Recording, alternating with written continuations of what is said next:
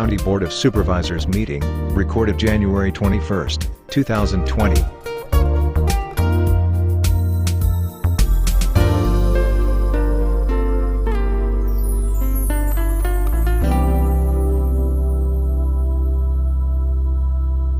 We'll call the county board to order. Roll call. Press yes and confirm if you're here. And I need If you're not, If you're not. If you say I'm not here, huh? how are you? As you, some of you may notice, we're here with all new staff today, and we're asked that you just be patient with us and go slow. So, and also I get to vote, so he's got to get my clicker.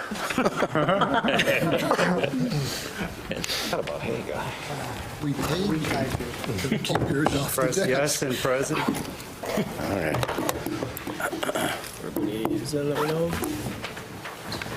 22 present, 3 excused. Pledge allegiance.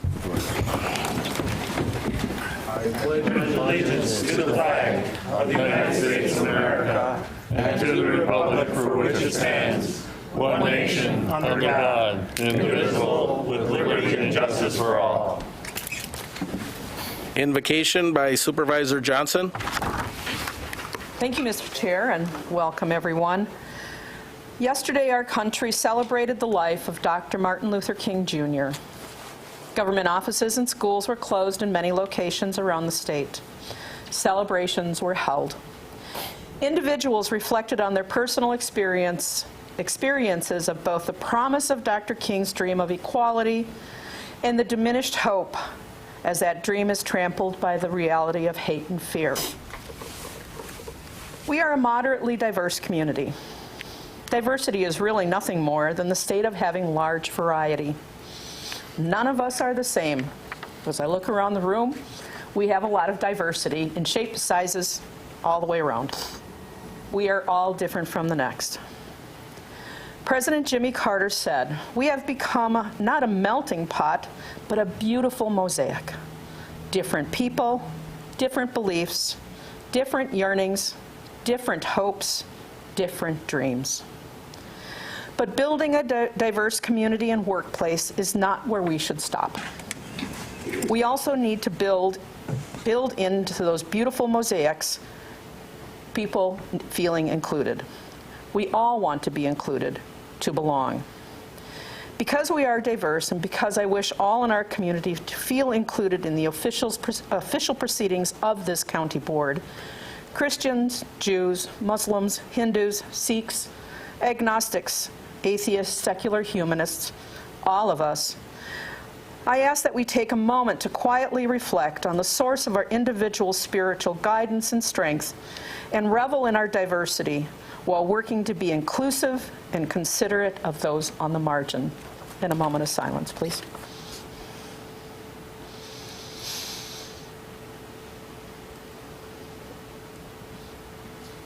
Thank you, everyone.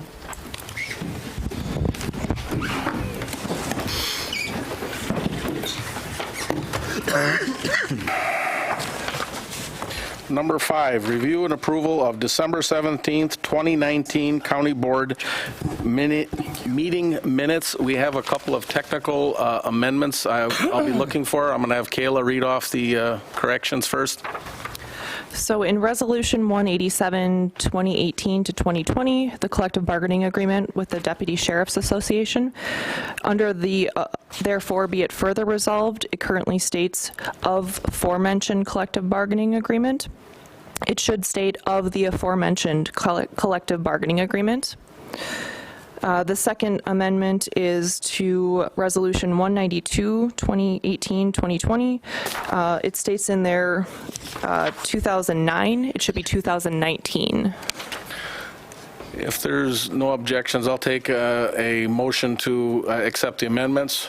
So moved by Supervisor Barry Jakowski, seconded by Supervisor Moresi. Any other discussion on the amendment? All those in favor with aye? Aye. Opposed? The amendment carries. Now back to the minutes as amended. I'll take a motion. Motion by Supervisor Droik, seconded by Supervisor Gussel. All those in favor with aye? Aye. Opposed? Minutes carried. Thank you. Correspondence. Correspondence, Chris Holman, County Executive, regarding the Sheriff's Office salary adjustments, and Chris Holman, County Executive, regarding elected officials' compensation. Okay. Public notice. Members of the public who wish to address the county board on specific agenda items must register their request at this time, with such comments subject to reasonable control of county board chair as set forth in Robert's Rules of Order. Anyone from the public that would like to speak, please raise your hand and state your name. My name is Mary Mallard. Could you speak up, please? My name is Mary Mallard. Mary Mallard. What item would you like to speak to? The referendum for redistricting. Okay. Ma'am? Number 9. Okay, thank you. My name is Cecile Stelzo Johnson. I also wish to speak on the same item. Johnson? Very much. My name is Lynn Wyman. I also intend to speak on the same item. Wyman? Dan Way, 9B. Jan Way, 9B. Elbiella, 9B. Hang on, what was the last one? Michelle Biella. Biella. They're both speaking on the referendum?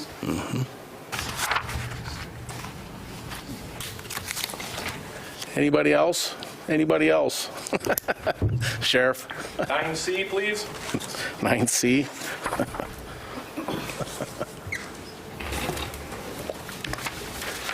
Anybody else from the public? 9E, only if questions from the body. Louis Malevsky? 9E.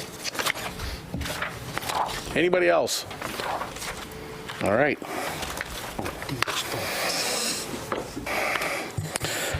Confirmation of county executives' reappointments and appointments. If there's no objections, I'll take them both together as printed. I'll take a motion. Motion by Supervisor Johnson, seconded by Supervisor Splinter. Any discussion? All those in favor with aye? Aye. Opposed? Motion carries. Thank you. Resolutions and ordinance. Expressing appreciation to those employees who retired from Portage County or who have passed away while in the employment of Portage County in 2019. Resolution number 197, 2018-2020, submitted by the Human Resources Committee. This resolution thanks those who retired or passed away while employed by Portage County in 2019.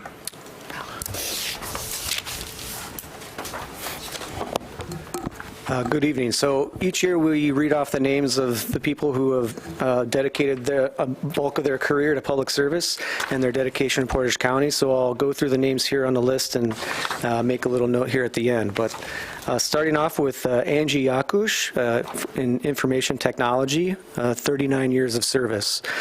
Diane Strong in the library, 39 years of service as well. Gary Mansavage in facilities management, 35 years of service. Don Grasamke, Health and Human Services, 31 years of service. Dale Okray in the Sheriff's Office, 30 years of service.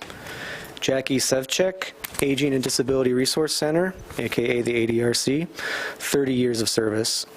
Dale Betcher at the Sheriff's Office, 29 years of service. Marilyn Hutkowski, Corporation Counsel, 28 years of service. Gina Betcher, Sheriff's Office, 28 years of service. Randolph Piotrowski, Highway, 26 years of service. Daniel Contos, Sheriff's Office, 24 years of service.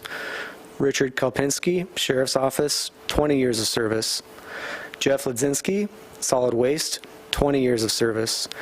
Donna Pagel, Healthcare Center, 20 years of service. Lisa Barant, Treasurer's Office, 15 years of service. Ray Heitzinger, Human Resources, 12 years of service.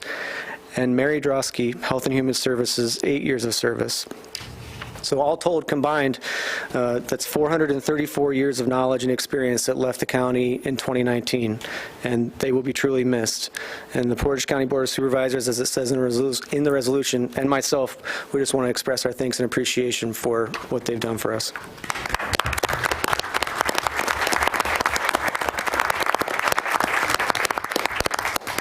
Supervisor Pataki. I believe it says who retired or passed away.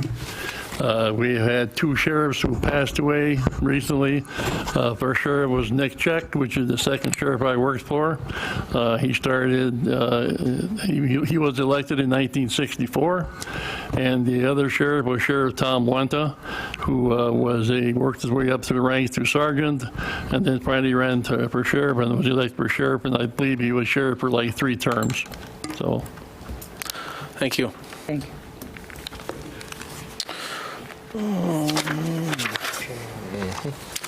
Next item, to conduct, I'm sorry. Motion. We need a motion on it. I will take a motion by Supervisor Rakowski, seconded by Supervisor Moresi. Any other discussion? All those in favor? Can we do a voice vote on that, Dave, or do we need to? Sorry. We'll go ahead and vote then. All those in favor, press yes, and oppose no. Yeah. So,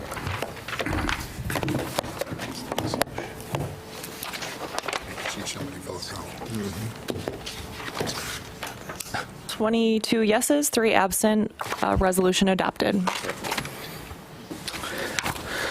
B, to conduct a county-wide advisory referendum on the creation of a nonpartisan procedure for the preparation of legislative and congressional redistrict plan and mapping. Resolution number 198, 2018-2020, submitted by the Executive Operations Committee. This resolution calls for Portage County to place an advisory referendum on the April or August ballot regarding the creation of a nonpartisan redistricting process. This resolution requires a technical amendment. Stan Pataki's last name was spelled P-A when it should be a P-O. Motion by Supervisor Johnson, seconded by Supervisor Moresi. With the technical amendment, I'll take a motion to correct Stan's spelling. I'll take a motion, Stan. Motion by Pataki. Seconded by Johnson on the amendment. All those in favor with the amendment, say aye. Aye. Opposed? The amendment carries. And if I may, Yes, Supervisor Johnson. since I wrote this, I'm the guilty party, and my sincere apologies to Supervisor Potaki.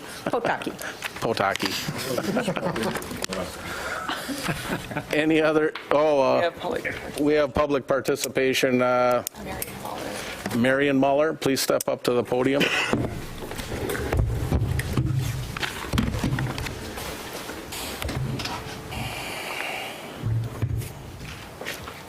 Hello, my name is Mary Maller, and I've asked Carrie Diamond to read my statement for me. Is the mic on as well? I'll move it closer. Oh, there you go. Gerrymandering happens when one political party in power redraws the boundaries of voting districts after the federal census, which is this year, in clever ways to give the party a further advantage in future elections. I'm opposed to gerrymandering because it rigs the political system in favor of one-party rule. It decreases the accountability of our legislators because they feel confident they will be reelected no matter what policies they support, even policies that are not in the best interest of the population overall. It deprives Wisconsinites of equal representation, and it leads to hyperpartisanship. A solution is easily found in the Iowa model for redistricting that was implemented there 40 years ago. Wisconsinites of all persuasions want to ban gerrymandering. A Marquette Law poll from early 2019 found that 72% of Wisconsinites want to ban gerrymandering. That includes 63% of Republicans and 76% of independents.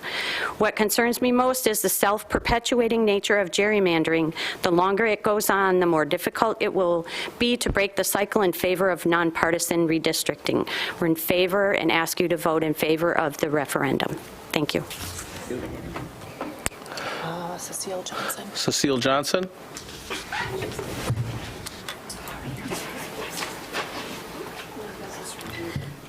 Somebody left a penny. It's for good luck. Oh, thank you. I could need it. Today I'm speaking also with a sheet of the Wisconsin Farmers Union, to which I belong. We do have a real problem with gerrymandering, and it is not a partisan request. As a matter of fact, Mr. Jeff Mercel, who you know is a state representative, a Republican state representative, has asked questions of his voters on Facebook. And right here is their answer, the answer of the voters.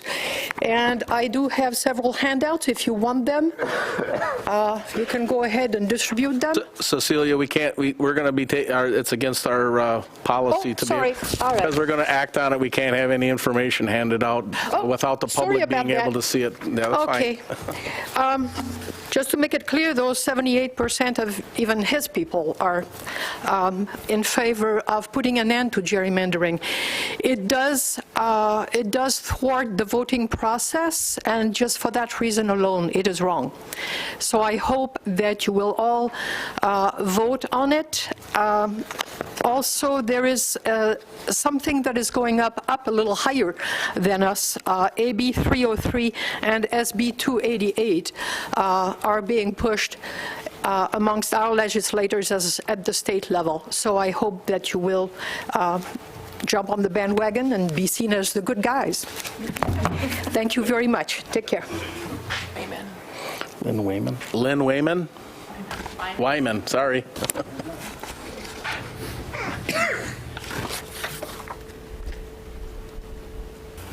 Hello, everyone.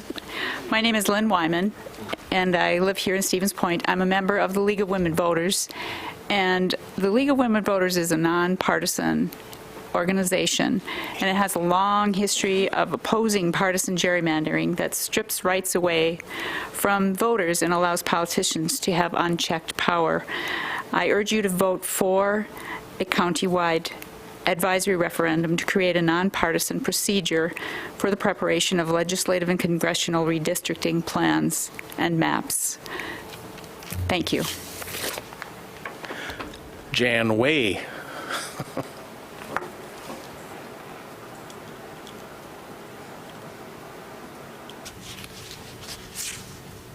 Yes, good evening.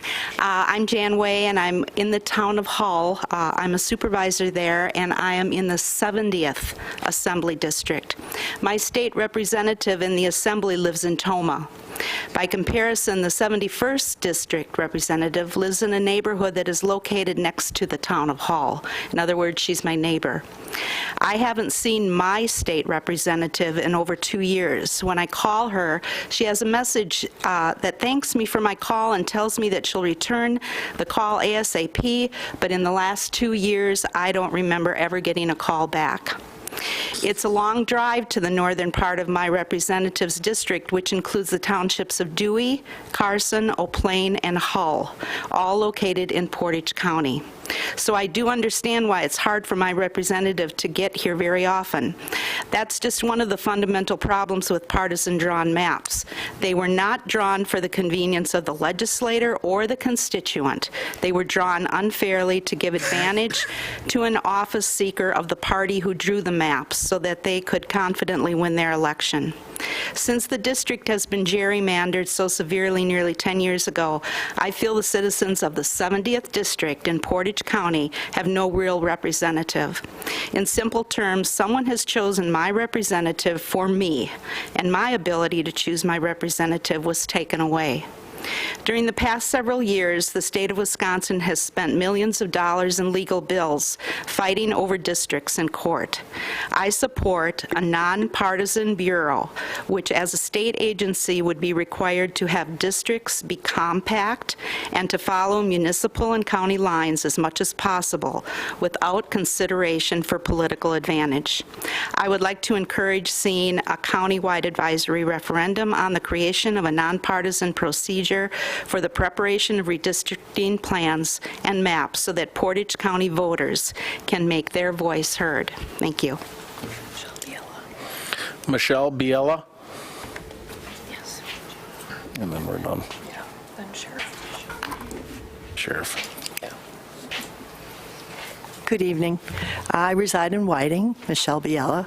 I just wanted to state that it's time for fair maps. It's time for us to embrace a resolution that would There's questions. would be joining with the other 50 counties in our state that have already done so, and pass a resolution tonight to work to bring an advisory referendum to the voters of Portage County for all the reasons that were thus stated prior. Thanks. Anybody from the board? Supervisor Bob Gifford. Hi, yeah, I'll give you my reply to the League of Women Voters, from whom I heard from many people.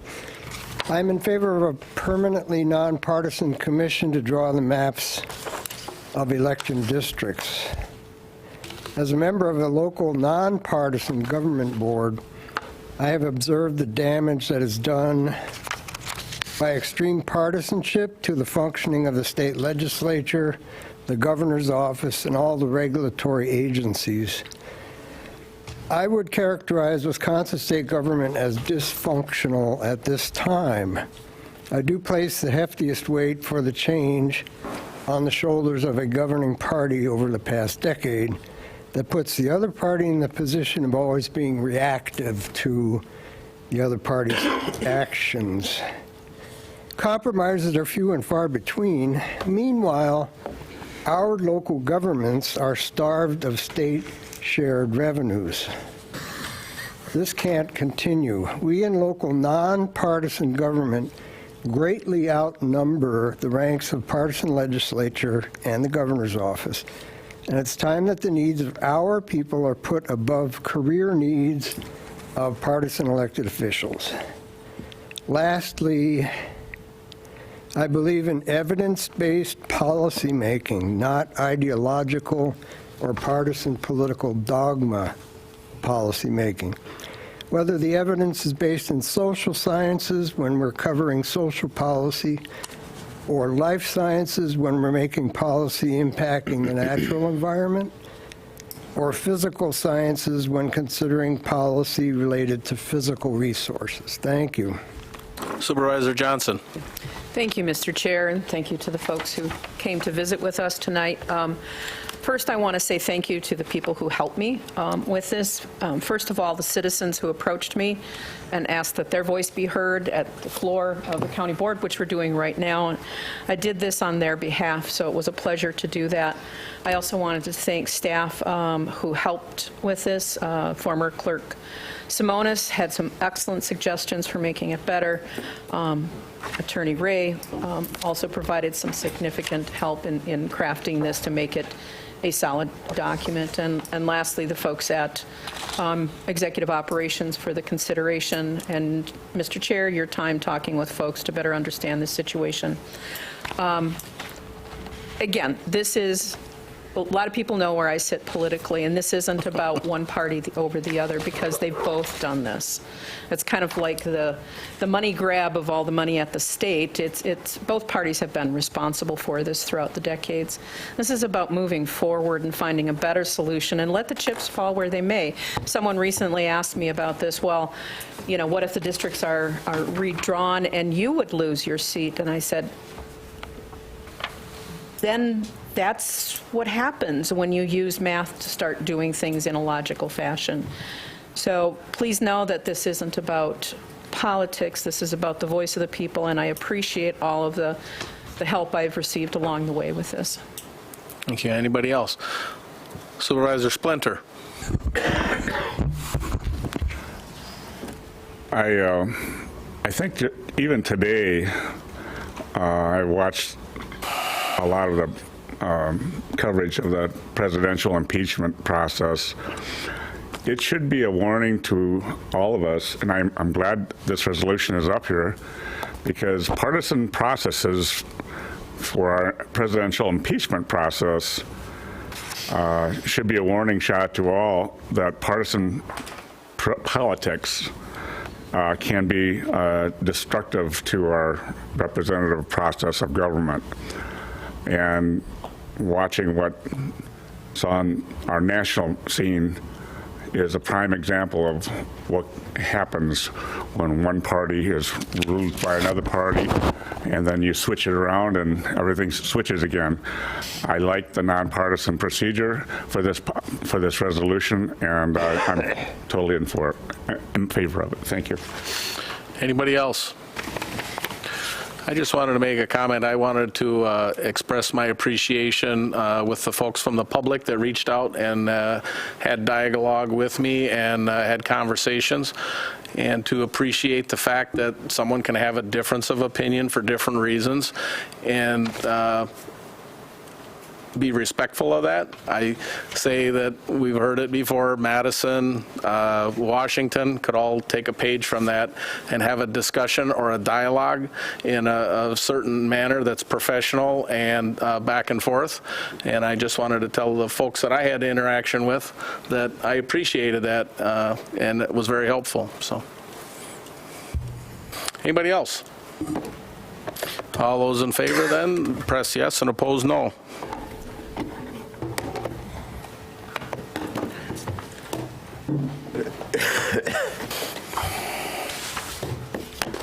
22 yes, 3 excused. Resolution adopted.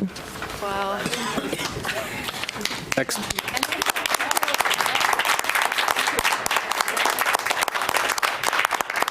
Next item, letter C, salary adjustment for sheriff's sworn management staff. Resolution number 199, 2018-2020, submitted by the Human Resources Committee. This resolution adjusts the salaries of the Sheriff's Office staff. Motion to approve by Pataki, second by Supervisor Matt Jakowski. Sheriff, you wanted to talk? Before you talk, you're looking good. I was waiting for that. I'm just here to clarify a couple things. I thank you for the opportunity to speak on this. There is great points in the county executive's correspondence along with the human resources. There is one clarification I'd like if you'd look at your recommendations. On the last page it says recommendation 1-1 of 21.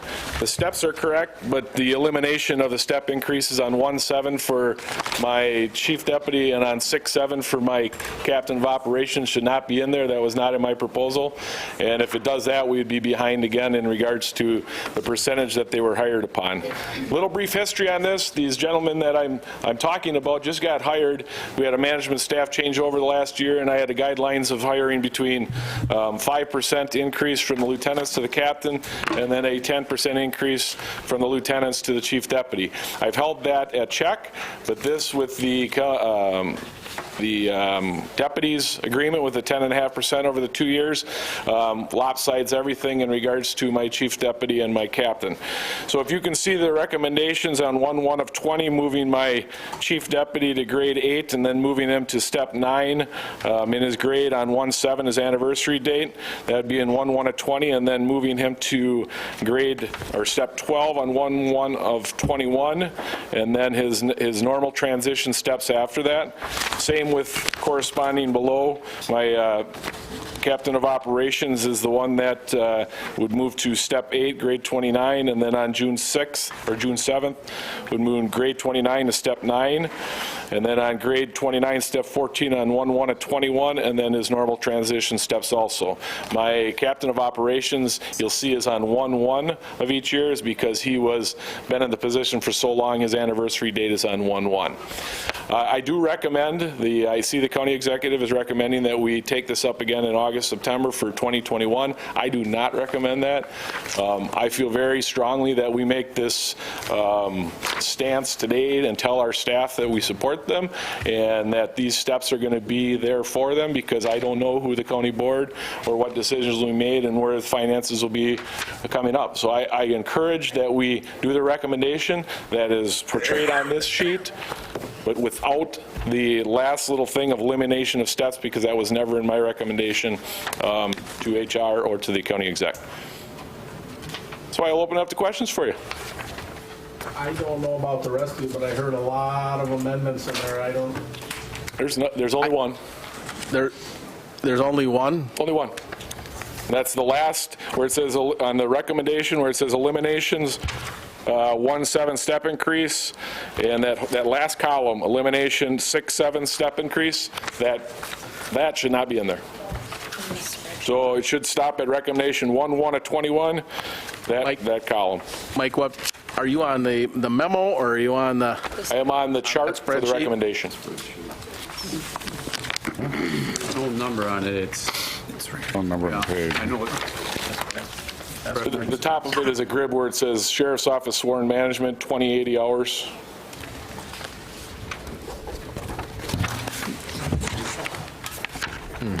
So you're eliminating the last column? The last column where it says elimination 1-7 step increase based on the 2020 schedule, and then the whole row underneath that, all the way down to elimination 6-7 step increase based on the 2020 schedule.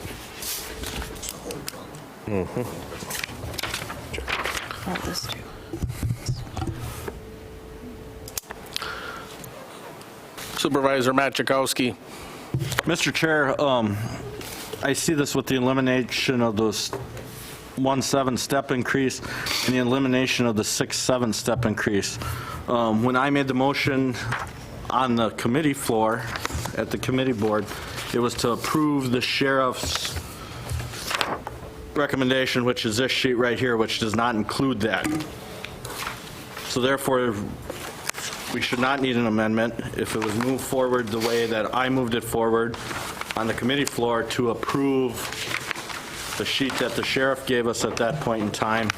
That's what should be moving forward. I don't know why this is in there.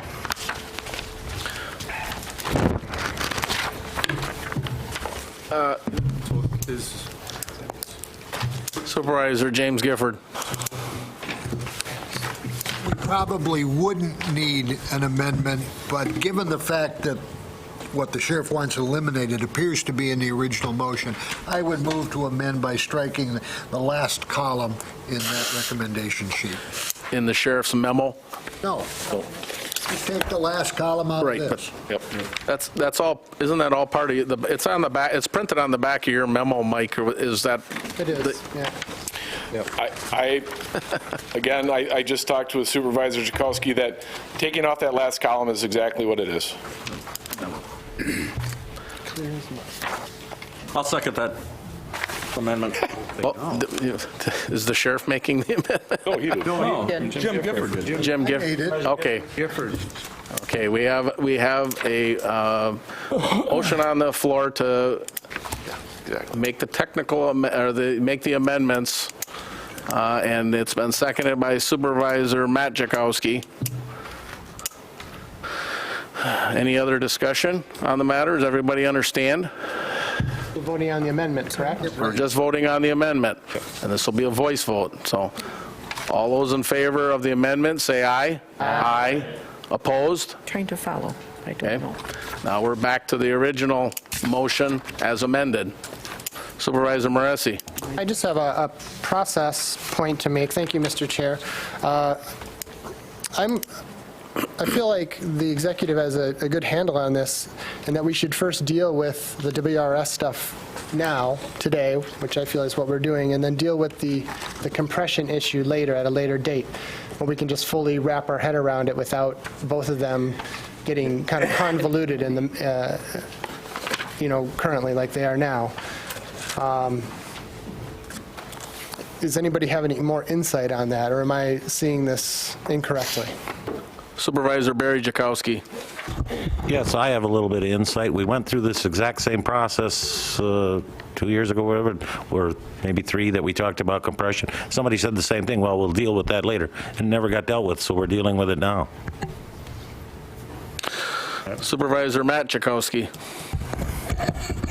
This actually just came through the HR committee for the highway department. I believe a 4.5%, a 6%, and a 7.5% raise for some highway management staff. No different.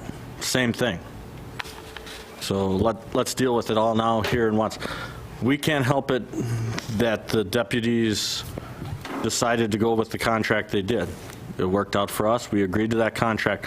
By agreeing to that contract with the deputies, we caused some fallout with our chief deputy and our captain operations, correct?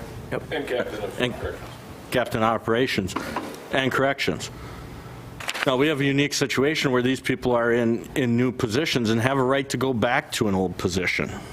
I'm not putting words in their mouth saying they would, but I don't want to have the sheriff looking for another chief deputy when his chief deputy realizes, hey, if I go back to being a lieutenant, I can make more than I can make as chief deputy. I don't want him to have to look for a captain operations.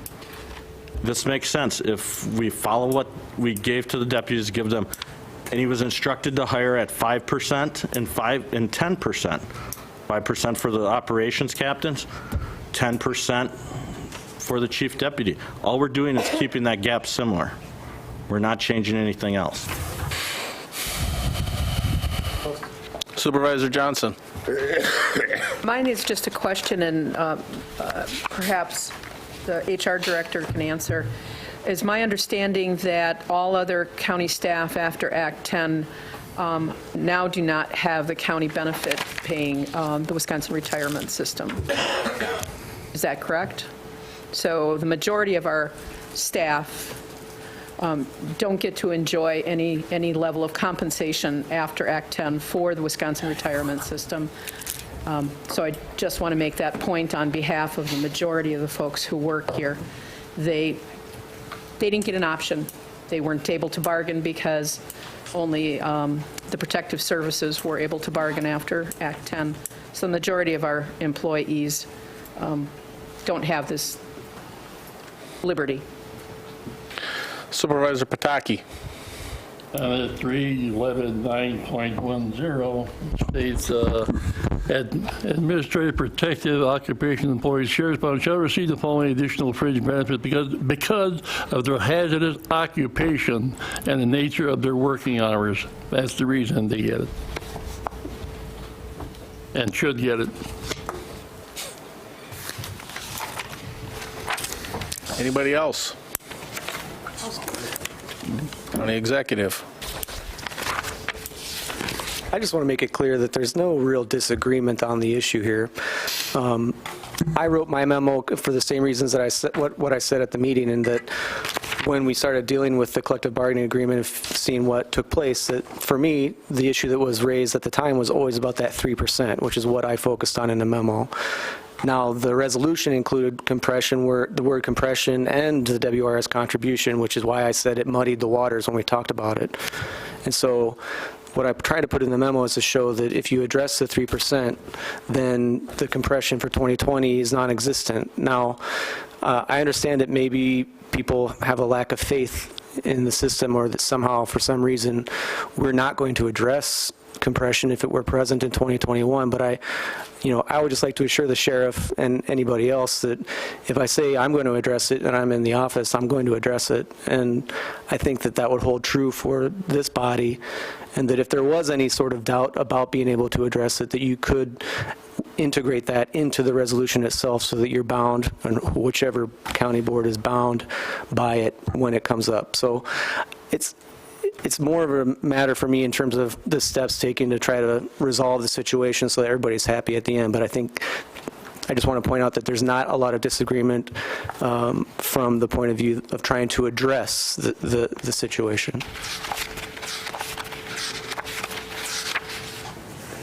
Okay. All right. Any other discussion?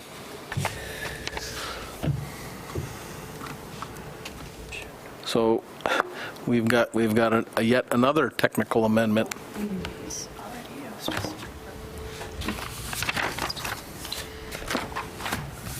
So who sees that, or do I need anything for that? Is that changing?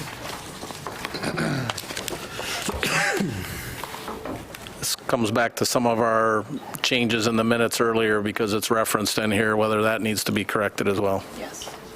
No, they're not. And where does that show up on?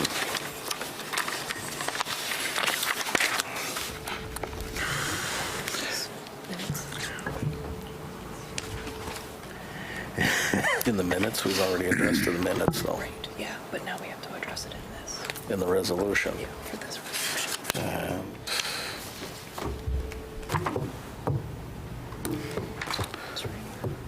Okay. Yeah, because I'm not seeing, seeing it here. Ratification. Go ahead, read off. I'm gonna need a technical amendment if somebody can help me with this, so read off the correction. So this is the same technical amendment from the minutes. It refers back to the resolution 187, 2018, 2020, where the last line says, of aforementioned collective bargaining agreement, it should be of the aforementioned collective bargaining agreement. Motion by Supervisor Barry Jakowski on the amendment, seconded by Supervisor Moresi. Any discussion? All those in favor with aye? Aye. Opposed? Technical amendment carries. Back to the original motion. Any other discussion? All those in favor as amended? Mr. Medine, you look confused. Okay, I do have a question. Okay, yes, Mr. Medine. The 3% employee contribution, could you give us a little bit of explanation and background on how that is handled? Laura? What's he saying? After nobody. Can you just repeat the question? The 3% employee contribution health, how is that handled in this, in this department and in other departments? In this contract, I should say, or this resolution that we are adopting, and in other departments? So, in the deputies' labor agreement, so let me back up. Act 10, all employees, general municipal employees had to start paying the employee portion of the Wisconsin retirement. Use the mic, please. Oh, Mike. Okay, sorry. Which was around 6%, 7%.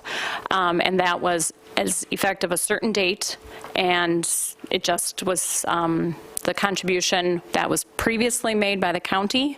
So the county, there's two portions of the contribution, the employee portion and the employer portion. The county was paying both the employee portion and the employer portion.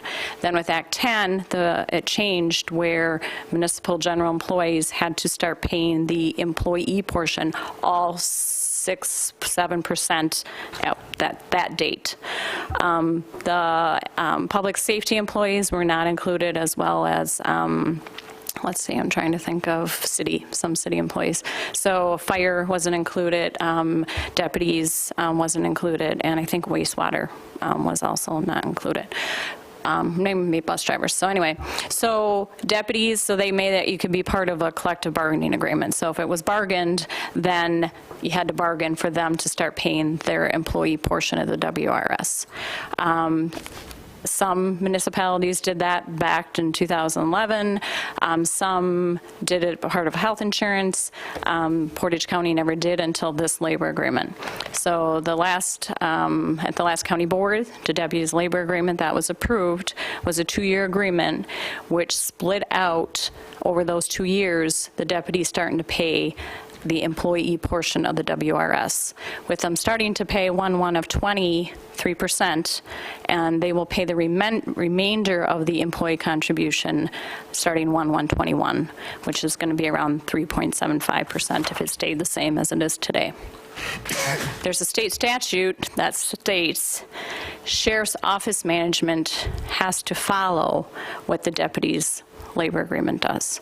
So 1/1/20, sheriff's sworn office management, we had to do the same thing that we did with the deputies who were in the labor agreement who had applied to.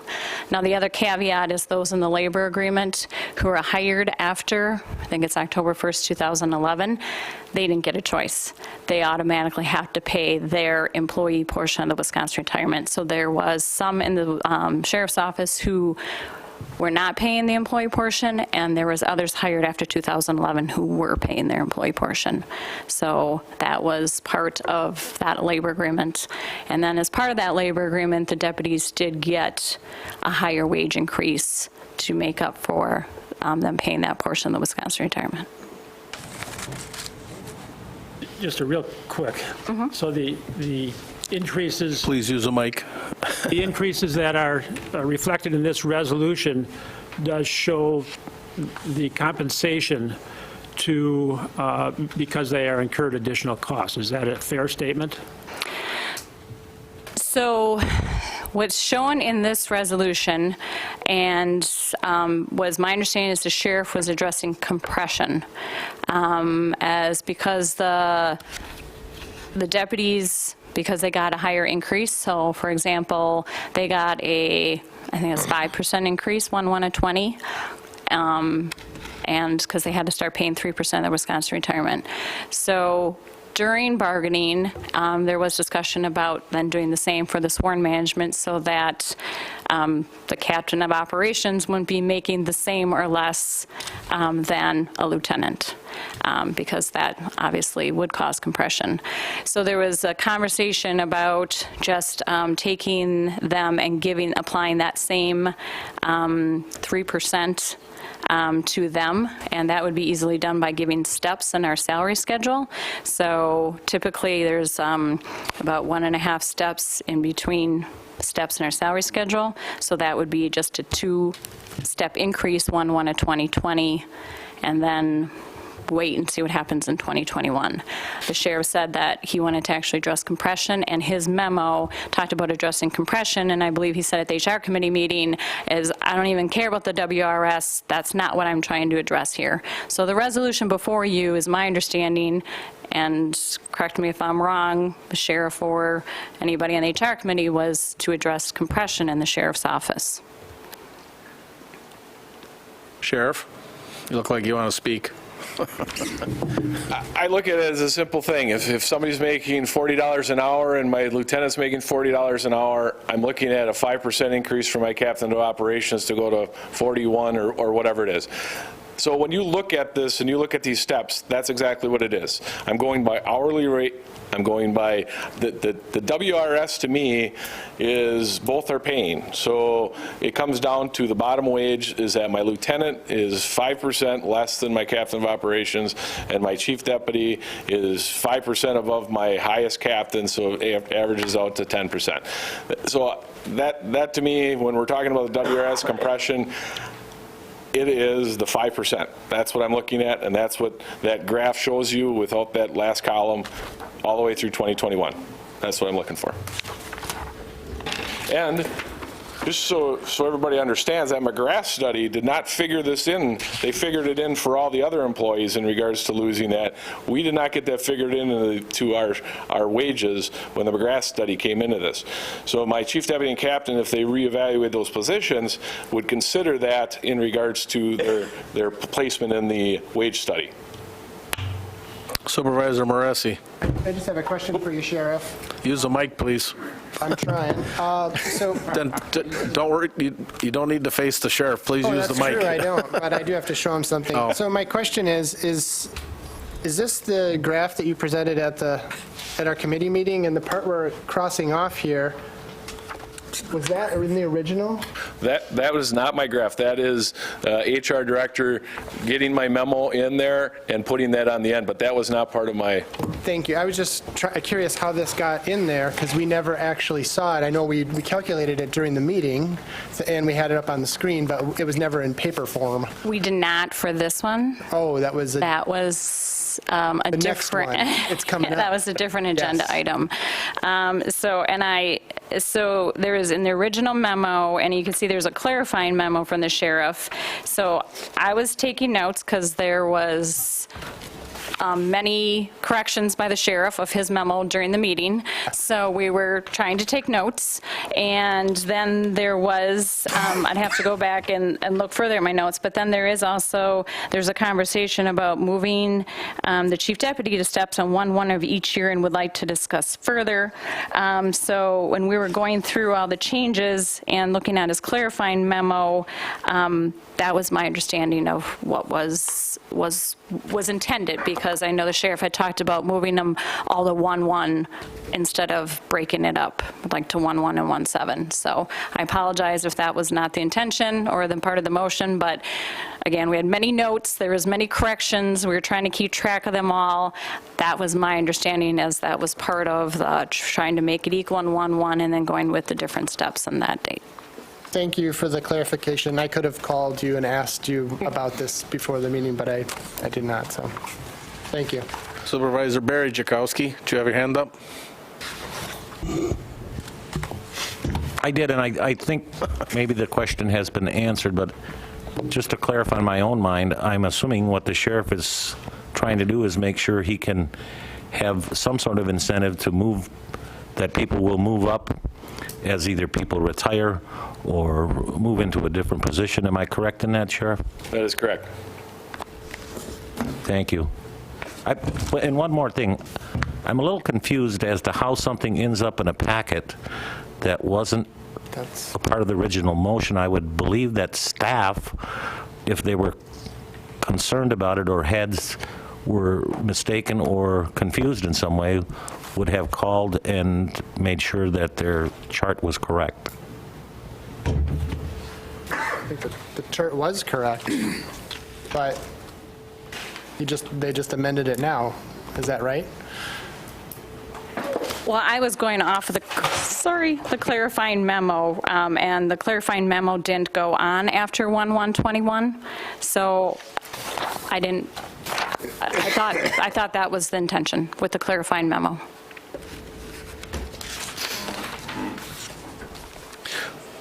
Believe me, before the packets went out, we had a lot of discussion back and forth with the county exec and the sheriff's department, HR, and Kayla, what was to be included in the packet.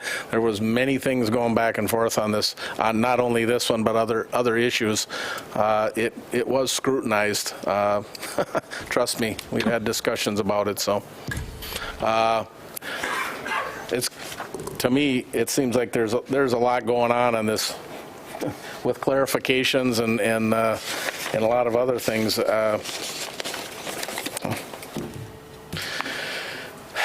there any other discussion? Any other clarification that anybody needs? Supervisor Neville? Would it be possible to do this next month? Can I make a motion to postpone this and give it clarity? Hold on. I'm asking either the HR committee, or is this time sensitive, or is this something that can be cleaned up, all these memos and the rest of it? The vote's already been called for on this. I don't know why we're having a discussion. Even about postponing out of order.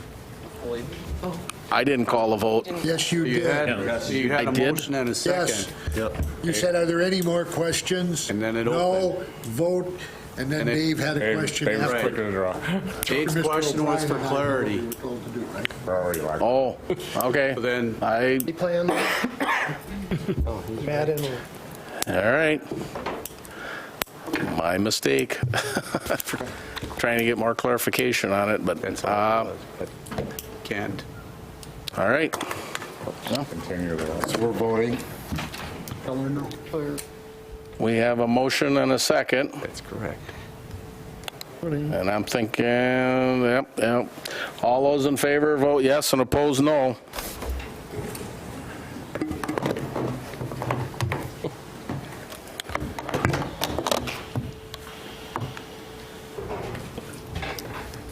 In favor, 1 no, 1 abstained, and 3 absent. Motion carried. Motion carried. So it's not absent. Supervisor Martinson. That was second month in a row that I've hit the wrong button. And last time you said I should bring it up, Mr. Chair, and so my intention was to vote yes.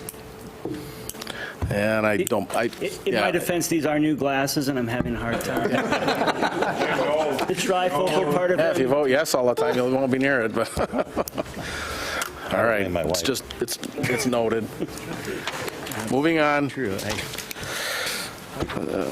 D, 2020 new position request, Division Program Case Management Manager for the District Attorney's Office.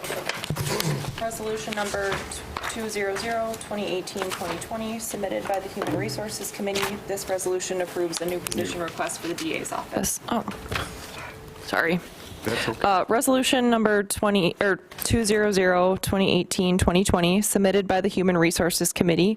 This resolution approves a new position request for the DA's office. Take a motion. Motion by Supervisor Zastro, seconded by Supervisor O'Brien. Discussion. Supervisor James Gifford. It is understood. I know it says here, well, we wouldn't do anything until we know whether we got the money, but we usually want to make it clear in things like this. If it's dependent upon a grant, if the grant goes away, so does the position. Fiscal note. It says in the fiscal note, the grant fund for this position is allocated in the 2020 budget, so. Anybody? What does that mean, that next year we need to do this again? That's just a typical policy that when we go to develop budgets, if positions are funded with grants and grant funding is not available, that's taken into consideration during the budget process every year. That's what I wanted to know. Mr. Malepsky, do you see any reason or care to talk or speak to it? You're listed, so, as possible speaker, so. The board wants me to say something, but I would have concerns with Supervisor Gifford if that was in the motion. It's not in the language of the resolution. Find a position, I'll put the mic, that'd be great. I didn't ask that it be in there. I just wanted to make sure we all understood that. Right. Right, but that's not in the resolution. So this position is something we wrote a grant to obtain TAD funding. It was a very competitive grant. Very few counties were able to get it. We got it along with a diversion court, and we were awarded a little over $76,000 to pay for salary and benefits of an employee in the DA's office. That employee will give our current employee, Brian Pyle, who is almost entirely funded by the fees of the defendants themselves, not through county levy, that it gives him an ability to take a vacation, so when people come in, they have someone to meet with. We also have situations where there's a conflict, and we can't have them in the same room with the defendants. The defendants are coming in the DA's office the first time in our DA's office history that they're coming in as they are now.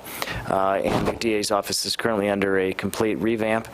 We have eliminated all of our storage facilities, our coffee facility, and we now are completely built out. And I was told by the sheriff, who's a good friend of mine, that I can't have his security wing for the courthouse to expand into. So we are doing what we can, and one of the areas that we can not have to expand anymore is divert cases through those people that are deserving it and have non-criminal records or low risk to the public. Supervisor Barry Jakowski. Thank you, Mr. Chair, and thank you, members of the board. Is it my understanding, and I guess I will question Supervisor Jim Gifford on this, is it my understanding that under resolution or under county policy then, because you've been here, Jim, much longer than I have, that automatically if the grant funding goes away, thus does the position? Am I correct in that statement? I believe so, Jenny.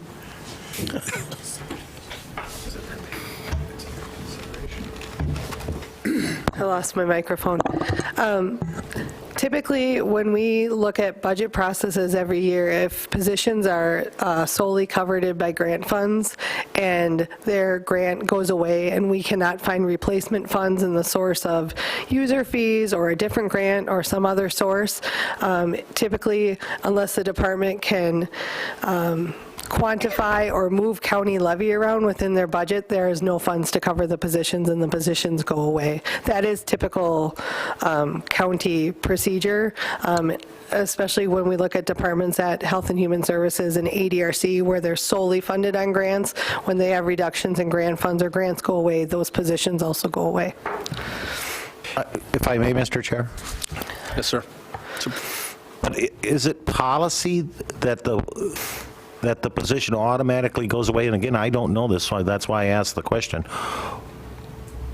So that, because I guess what I'm wondering is if the District Attorney Malepsky just said, well, it isn't part of the resolution, and I'm concerned as to, that office has had some staffing problems in the past, and I'm concerned as to whether, if the grant funding goes away, that position automatically drops off, and then does it come back to the board for us for a new position, or does it just kind of slide around in the budget process?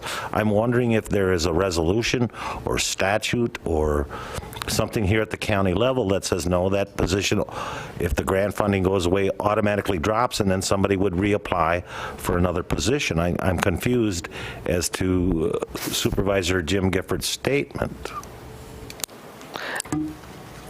Is there written policy? It's not a black and white policy. It's just been the procedure that the county has always handled when there are positions funded by grants, that the reason for the position is because it is grant funded. If we go through a budget cycle in 2 years and those grant funds aren't available, we don't have the money to cover the position or the costs unless it's identified in that budget process. But it has been a traditional unwritten policy that we've been following for years. It's not in ordinance. Say it's more of a practice. And it is something that we look at in the budget process as part of our practices in terms of where those resources are coming from. If I could guarantee that if that grant funding went away, that we could replace it because we have other money elsewhere, we would do that. Unfortunately, the story when we come before you every year is if we had money elsewhere, we would have done a lot of things this year. Unfortunately, that's not our situation. But that also is something that the county executive has the purview to look at when budgets are brought before him. If a department says, this is critical to our operations because of X, Y, Z, those are discussions we have at budget time, and that's what goes into shaping that budget. But traditionally, if we put positions that are funded by grant funds and the grant funds go away, those typically are the first ones we look at, unless there is some type of conversation at the table that we say, oh, absolutely not, we can't live without this position. Again, if I may, Mr. Chair? Yes. Go ahead, Barry. So the statement that Supervisor Jim Gifford made is incorrect. Jim said, and let me clarify it with Jim. Jim said, if the grant funding goes away, so does the position. Apparently, that's not true. Well, there's caveats. It's up, I guess, a more, go ahead, Jenny. I was just going to say that typically is our protocol unless there are other extenuating circumstances that we discuss at budget. And that has been the practice for other departments that have grant programs throughout. It's kind of the first thing we look at. If you have a position and it's solely grant funded and your grant goes away, then if we don't have the resources to support it, that's the first thing that's looked at. And I think other departments can attest to that. Again, it's not written in ordinance. It's been an internal practice. It's something we talk about at budget time. I guess that's the best answer I have for you, is it's kind of informal practice. Supervisor James Gifford. Barry, a lot of people don't know this is what happens, but often in the past, the same statements have been made. HHS gets it a lot. Every time you ask for a new position, grant funded, We just let people know. You can turn around and ask Ray. He does it every year, and Cindy takes a position that's 24 and she makes it 20 because she doesn't have enough money. Happens every budget period. I was just confused as to, okay, there's no grant funding, you get a pink slip. But apparently, it's if we can find money or if we feel, as an organization, that position is worthwhile and needed, we find a way to fund it. My confusion was as to, okay, the grant funding is done, you get a pink slip. But apparently, if we feel that we have resources to cover that or can find the resources and the position is needed, we still find a way to fund it. This is where I was confused. Supervisor Gifford, nothing against Mr. Gifford, said, okay, if the grant funding goes away, so does the position.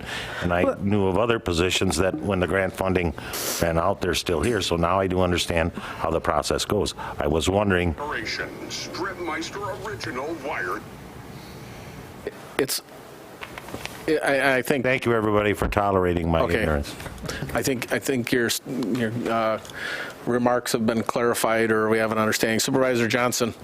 Thank you, Mr. Chair. I just have a question for the district attorney, and maybe just a clarification, because it's listed that there'll be collaboration with the Justice Coalition, the Sexual Assault Response Team, and Domestic Abuse Response Team. I'm assuming that's also going to include Justice Point and other diversion programs, and maybe looking at more evidence-based decision-making modeling out of jail. Right now, we've established all of that, Supervisor Johnson. In fact, if Mr. Pyle were to get up here to speak, he's thank God we have him. He's a Wapaka resident, so I always look over my shoulder that he's still here, but our diversion department, frankly, I would rank it in the top 10 of the state. We're adopting all the evidence-based practices, and we basically use the county's resources and then nonprofit groups, and we also have the defendants paying where they can pay and they need to pay for their rehabilitation. So we've really, how it started when I was a young pup in 2000 and 2001 and 2002, which was that the people came in, it usually was a husband and wife, stop beating on your wife, stop beating on your husband, usually it was the man beating on the wife, and that was it. And if you're good, we'll dismiss your case. We've gone beyond that, and that's no disrespect to Kelly Benjamin or District Attorney Egan, but we've gone way beyond that. We had contracts then with the judge. Now we have contracts with the judge, and we have even more opportunities where they're meeting people now with the Batterers program, which this gentleman behind me, without him, we would not have any of that programming where he was able to connect to the Department of Corrections to get funding that the county didn't have to come up with. So we're really jumping through a lot of hoops, and this grant will pay for 2 years, and we can reapply for additional TAD funding. Supervisor Medine. Now that we've gone past, I think, the procedural comments on this, I'd like to make a comment on the substance of it. I've seen it in action personally with the current incumbent. And I just want to make a statement that this encourages restorative justice that ultimately gives increased comfort to victims and neighborhoods. And I've seen it specifically in this community, and it worked out very well. It still doesn't decrease the breadth of sanctions. In fact, the breadth of sanctions are probably even expanded that are imposed on the offender. It may decrease the level of sanction, but it certainly does not decrease the breadth of sanctions. It allows the breadth of sanctions to satisfy all aspects, the community, the offender, and the victim. So I would make the same statement if the funding would ever run out, that this is a very, very valuable position that we have now, and that we'll have a second one to expand it. Thank you. Any other discussion? We have a motion and a second on this. We have to. Yes. Okay. If there's no other discussion, all those in favor vote yes and oppose no.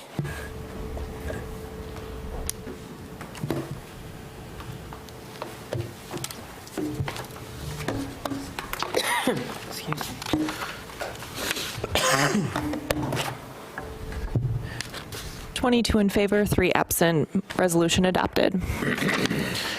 E, resolution for snowmobile trail aid 2020 through 2021 season. Motion by Supervisor Laddick, seconded by Supervisor Barry Jakowski. Discussion. All those in favor vote yes and oppose no. What is happening? That was me. Big shoulders, I'll take the blame. Raise hands. I apologize to everybody. Reboot. This was supposed to be the easy one, Barry. Okay. This was supposed to be the easy one. Bring this up as mine. That's usually the kind of thing I do. Maybe it's that Mark's guy, I don't know. Yeah, you should just throw me under the bus. Did she used to go down and shut that? I thought she had to go down and turn that off and turn it back on. Pause is not a valid. Probably better to do that. Let me.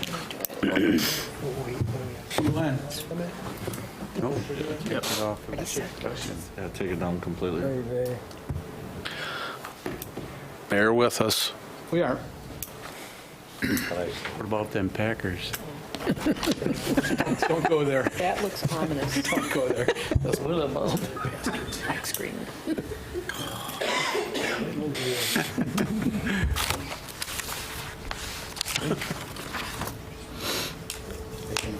Guess I'm gonna have to buy you all dinner. Okay. Not the first time. Can I just try this? Barry says he's buying drinks at the next Christmas party. We could have the Christmas party again tonight.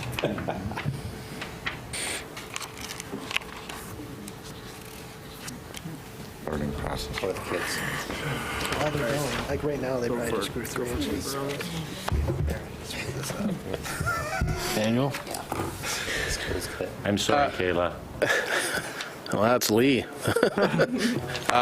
We're going to take this one, we're going to do the old-fashioned, old-school vote for this one until we get things up and running to keep things moving. So when you hear your name called, please aye or nay.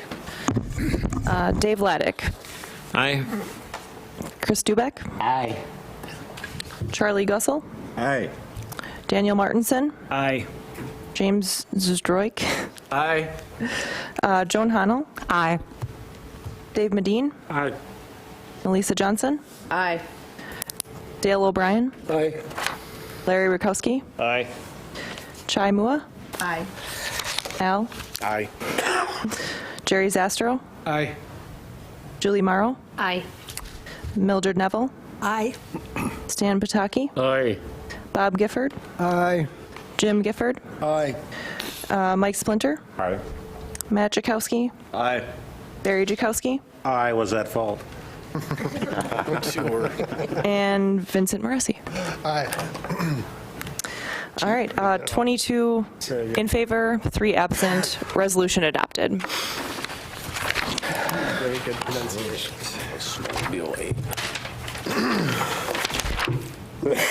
F, authorizing resolution for participation in the Department of Natural Resources Municipal Dam Grant Program. Resolution number 202, 2018-2020, submitted by the Park Commission. This resolution authorizes application for aid for dam maintenance and repairs. Always good stuff. Motion by Supervisor Zastro, seconded by Supervisor Splinter. Otherwise it should work. Discussion. Now, hold on. It's a damn good resolution. Do it once first so we can get a roll. Okay. Not touching anything. Okay, so I'm being told that we just need to do like we did our attendance. This doesn't count, but that's to initiate the system, so please, everyone vote yes and confirm. This is just a test. Oh, let me open it. There we go.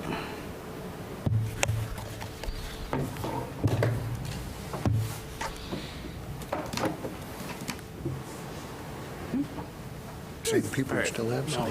We're good for voting. Okay, now, Who motioned it was Supervisor Zastro. Was it seconded by Supervisor Splinter? Is that correct? Yep.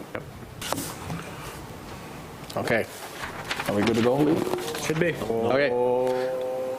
We're ready to go. So all those in favor with the municipal grant, vote yes, and oppose no. He's going to have nightmares.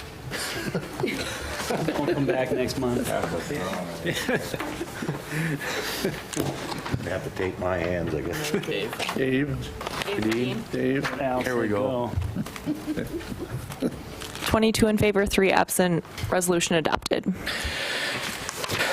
G, approval of the 2019-2029 Land and Water Resource Management Plan for the Portage County Land and Water Conservation Division.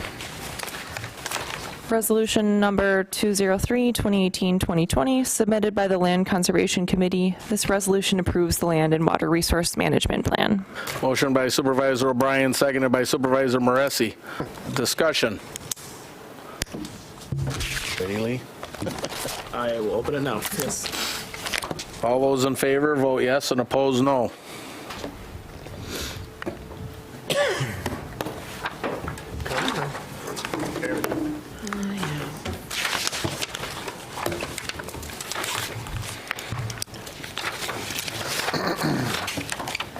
Twenty-two in favor, 3 absent, resolution adopted.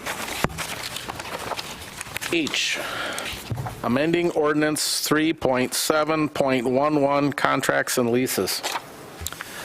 Resolution number 204, 2018-2020, submitted by the Finance Committee. This resolution amends ordinance 3.7.11, contracts and leases. This resolution requires a technical amendment to change the date from January 21st, 2019 to January 21st of 2020. There is also a recommendation to modify the text of the proposed ordinance changes that will require an amendment. Get it on the floor. I have a motion by Supervisor Rakowski, seconded by Supervisor Loddick. Now back to the technical amendments. I'll take a motion. Motion by Supervisor Loddick, seconded by Supervisor Moore. Any discussion on the amendment?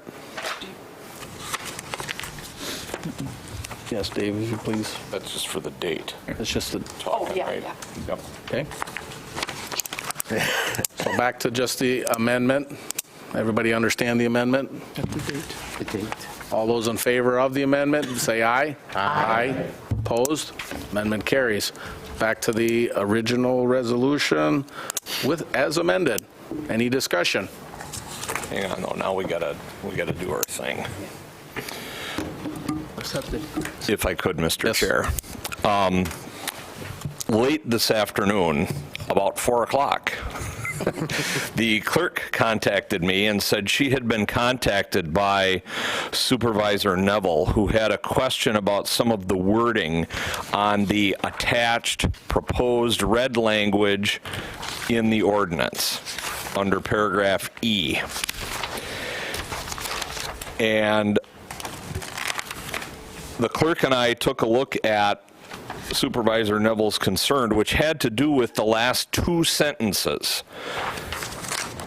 And what I did, and what the clerk and I did, and then I also had the opportunity to check with Ray Shabilsky, since it's coming out of HHS, prior to the meeting tonight, to make sure that our proposed revisions were acceptable to him and did not change the meaning of the proposed new language. We came up with these minor revisions.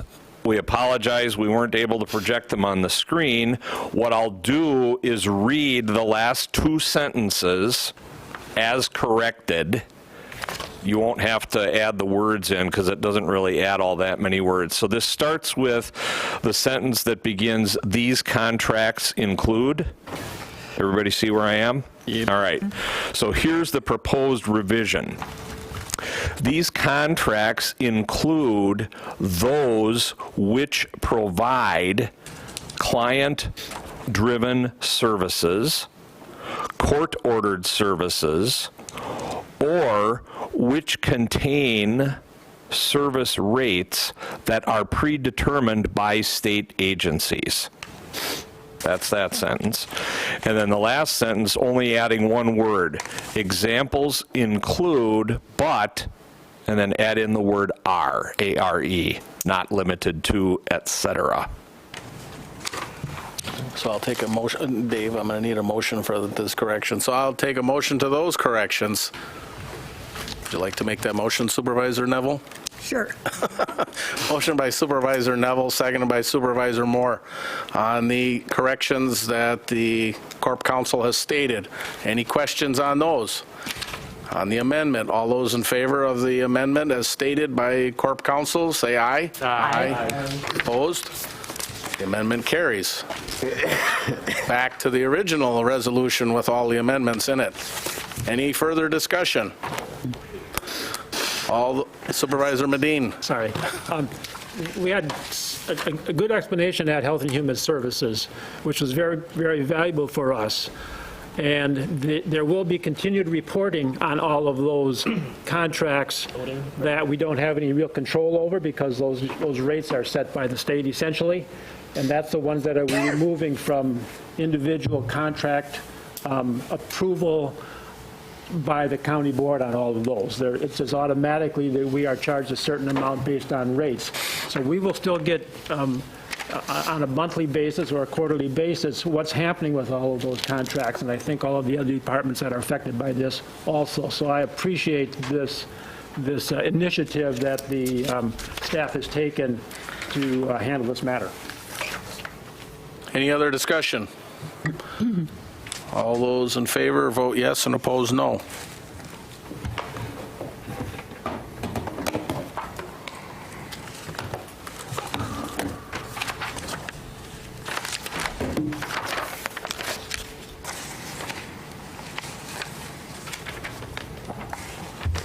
(22 in favor, 3 excused). Resolution adopted. Aye. Revision of Portage County Code of Ordinances, Section 3.1.8, parens 3.1.9, and 3.6.6, resulting in the dissolution of the Ethics Committee and the clarification of subject matters and procedures overseen by the Executive Operations Committee. Resolution number 205, 2018-2020, submitted by the Ethics and Executive Operations Committee. This resolution dissolves the Ethics Commission and transfers the responsibilities to the Executive Operations Committee. Motion by Supervisor Zdroik, seconded by Supervisor Johnson. Discussion. Supervisor Matt Jakowski. I'm sorry, Barry Jakowski. Matt Barry. Mr. Chair, I would just like to thank both yourself and everybody involved that's been trying to streamline this county board and make it work more efficiently. Thank you. This came about from a good discussion at Executive Operations. To give you a little background and to further clarify, the Ethics Committee does not get together unless there is an ethics issue, so it's very seldom. But when they would get together, there were two public people that were appointed to that committee that would sit in on it. The comment was made during executive ops to bring them into the discussion. If there was an ethics, they would sit in with the ethics, either the full committee and just handle that item and then be excused from the rest of the proceedings for the executive ops, or we would have a special executive ops to handle the matter of ethics. So our HR manager, our corp counsel, the same folks would be in that as would be in an ethics complaint. So nothing changes, it just changes who handles it. So Supervisor Neville. I'm of the opinion that we should keep a committee dedicated to ethics and not move it to not make this change. I think we're lucky that we don't have many ethical issues that come up, and I think that's great. But I think there needs to be a committee specifically designated for it. So I will be voting against this resolution. Thank you. Anyone else? All those in favor, press yes, and oppose no.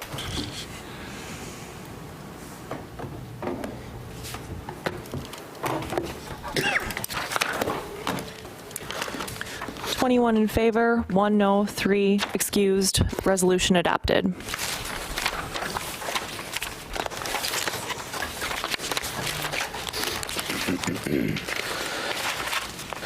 J, authorizing an agreement with U.S. Cellular to provide cell phone service for the 2-year period, February 1st, 2020 through February 1st, 2022.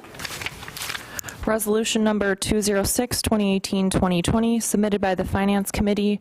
This resolution authorizes an agreement for cell phone services. This resolution does require a technical amendment under the last whereas. It lists year 1 twice, so it should be year 1 cost per line and then year 2 cost per line. Motion by Supervisor James Gifford, seconded by Supervisor Barry Jakowski. Now, for the technical amendment, who would like to make the motion for the technical amendment from the line, let's restate it, line? Last whereas, year 1 and then year 2, because it says year 1 twice. Where the bullet points are, it says year 1 cost, and then year 1 cost after it needs to be a 2 after the second one. Supervisor Neville, are you making the motion to the amendment? I have an additional. I have to handle the amendment first. This is for the amendment, but it's another correction. Okay. Where it says year 1 cost per line, 150 phones, $28.50 per month each. Both of those lines need to say per month. And the same is true in the contract summary form.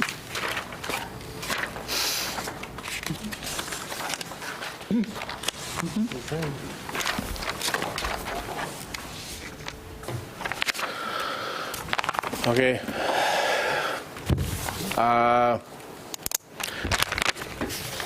Back to the amendments, changing the lines, the 2 bullet points, year 1 and year 1 to year 1 and year 2, and then after that, where it says $28.50, it's per month for both of those, year 1 and year 2, and then also in the contract summary, it should say that it should reflect the same verbiage there. On the amendment, can I get a motion to that? Motion by Supervisor Barry Jakowski, seconded by Supervisor Moresi. On the amendment, all those in favor with aye? Aye. Opposed? Amendment carries. Back to the original motion as amended. Any further discussion? Supervisor Neville. I just have a question. Where this is signed and it's not signed, it's just ayes and excused written in, does this actually get signed?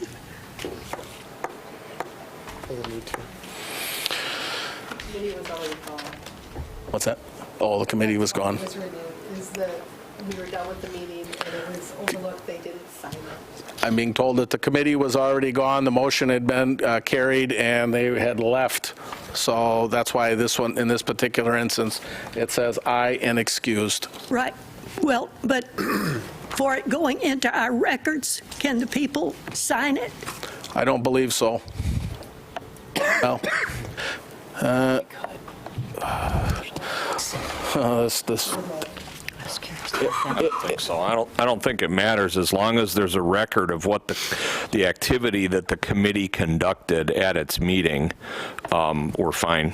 And I believe that the body made a recommendation to this body, and this body is approving it. So that's the final approval. Supervisor Barry Jakowski. Thank you, Mr. Chair. The committees that I serve on, there has been some discussion in the past about doing this constantly for the fact that when there's people out there trying to steal identities and that sort of thing, that it makes it much easier for them to get a hold of our signatures as county board supervisors. So I don't know if this is a terrible thing or a bad thing, but it seems insignificant when, like I say, many of the committees that I serve on, we've talked about doing this constantly to eliminate our signatures being plastered all over the country. And I've heard that comment in other conferences as well. Supervisor Moresi, you had your hand up? No? Same thing. Same thing? Okay. All right. We have this resolution amended, and you're ready to go, Lee? Go ahead. So if there's no further discussion, all those in favor vote yes and oppose no. Make sure it was him.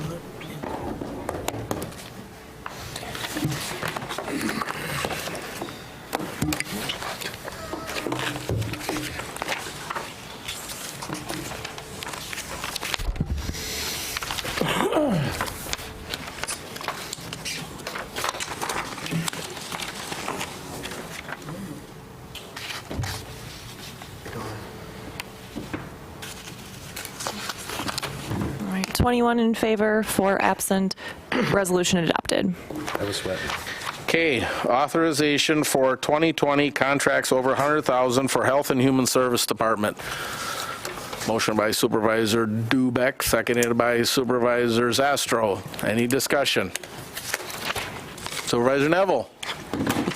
The 3 contract forms, the first 3 contract forms, don't have question number 20 answered. It's left blank. Necessary.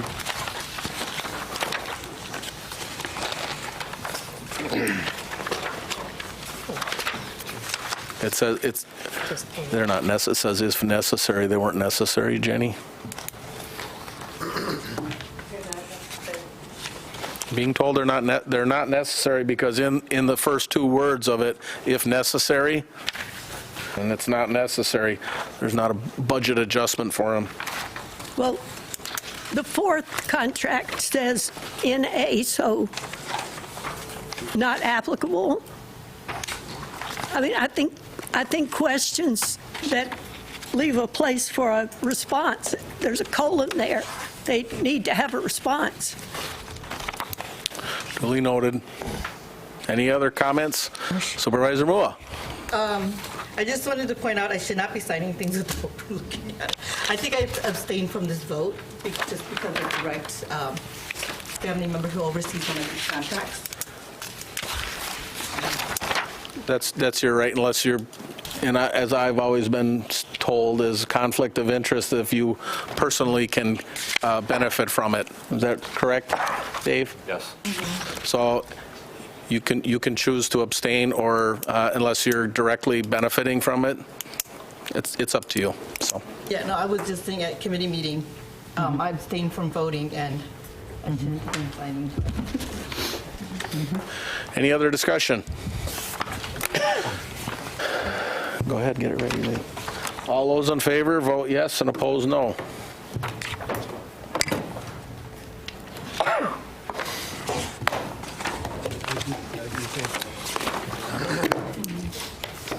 I support that.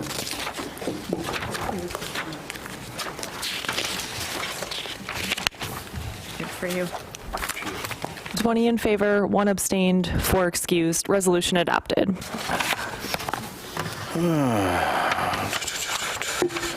L, elected officials' compensation for the 2021 and 2024 terms for county clerk, register of deeds, county treasurer, and surveyor. Resolution number 208, 2018-2020, submitted by the Human Resources Committee. This resolution sets the salaries for the county clerk, register of deeds, county treasurer, surveyor for the 2021-2024 term. Motion by Supervisor Matt Jakowski, seconded by Supervisor Bob Gifford. Supervisor James Gifford. As chair of the committee, I'd like to make an amendment, which is to remove all references in this one to the treasurer. There's been some question about the treasurer falling farther and farther behind, and I would direct that this motion only deal with the other 3 positions, and that the discussion of the treasurer's compensation be sent back to the committee with the recommendation, which we'll adhere to send it back to Victoria McGrath to reanalyze an appropriate compensation for the treasurer. Seconded by Supervisor Matt Jakowski. Any discussion on removing the treasurer and sending it back? Supervisor Neville. So does that mean one person can change what the resolution was from the committee? I mean, the committee voted on it. The committee voted on it, and the committee chair is asking to take that out and take another look at the treasurer's position. And it's in our authority to do that. That's my question. Yes. Well, it's simply an amendment, which we do with some regularity. Yes. Okay. An amendment. So I have a motion and a second to send the treasurers back to committee. Any other discussion on the amendment of sending the treasurers back to committee? All those in favor with aye? Aye. Opposed? Amendment carries. Back to the original motion, and this deals with the three: the county clerk, the register of deeds, and the surveyor. Supervisor Pataki. Mr. Chairman, I would like to add to the register of deeds salary or fringe benefit.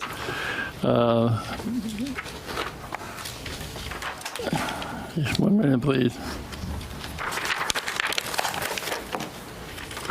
Longevity. And the reason for that is under County Ordinance 3.11.1.2 definitions, a county employee includes elected positions.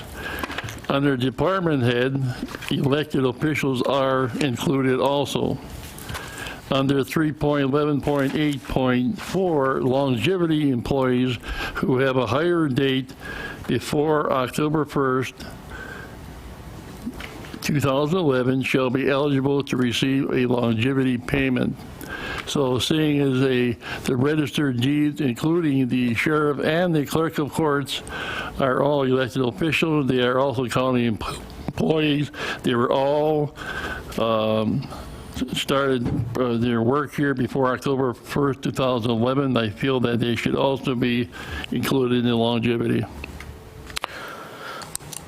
That a motion, Supervisor Pataki? I made that motion, yes. Do I have a second to that motion? The motion is seconded by Supervisor Laddick. Discussion. Supervisor James Gifford. Stan, did you want to include the clerk of courts and the sheriff at this time? Because they're really not part of this motion, and they're in the middle of a term. Well, I would defer to our corp counsel to see if we can do that. I don't believe it came out of committee. We're only able to deal with the clerk, the register of deeds, and the surveyor. And you had started out by stating it that you wanted to see it for the register of deeds, but then you started to include others. And that I don't. That hasn't including gone. The sheriff, yes. They have all started employment before October 1st, 2011. That's not the resolution that's before us. Dave, I'm gonna.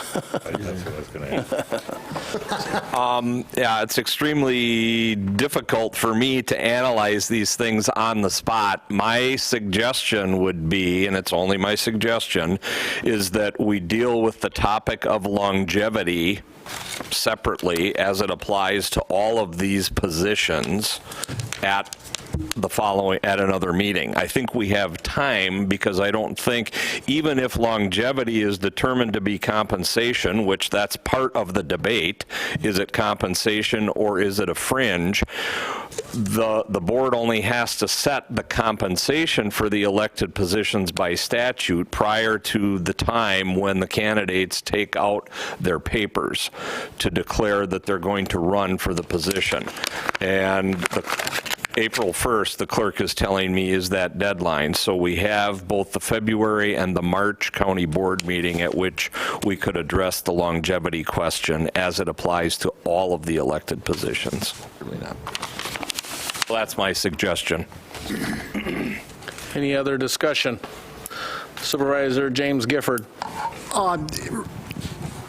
Dave, do you think that would also apply to the treasurer who's been removed from this, but our deadline for the Human Resources Committee to get something back from McGrath could be at either of those two meetings you just mentioned?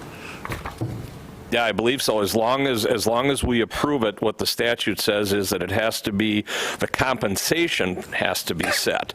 So again, if we determine, and I haven't analyzed that part of it yet, and that's the part I don't want to make a judgment call on the spot and be wrong. But yeah, we can approve compensation for elected positions up until the time that the candidates take, prior to them taking out their papers to declare that they're going to run for the office. Supervisor Barry Jakowski. From my understanding, thank you, Mr. Chair, and thank you, members of the board. From my understanding, what Supervisor Pataki just read, have we improperly not been applying longevity to these positions? That's part of the by debate. ordinance, if by ordinance that he just that's read. Part of the debate. County Executive? It's my understanding at the last HR committee meeting, staff was asked to bring information specific to this topic back to the committee for discussion to address all elected officials, because you wouldn't want to do it piecemeal. It's either everybody gets it or not, and that's the statewide debate in terms of is the fringe considered compensation or not, and there's different case law on it. I know that Corp Counsel is looking at it, and I've also reached out to the Counties Association to see what their legal counsel has to say about it, because it's an issue that I'm sure other counties are dealing with as well. So then we can bring that back to the committee, and then that will give us some clear guidance on what to do about it. And it's separate from the compensation too. So in theory, you can set the compensation where you want to set the compensation. And this, if it's truly a fringe, and let's say it was, you can. There's no statutory deadline to say you must decide on fringe benefits by a certain date. Thank you.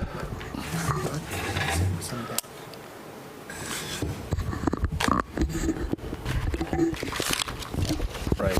So my question goes back to Supervisor Pataki, was that you were talking about longevity, and you started off talking about the Register of Deeds, and then you started to include others.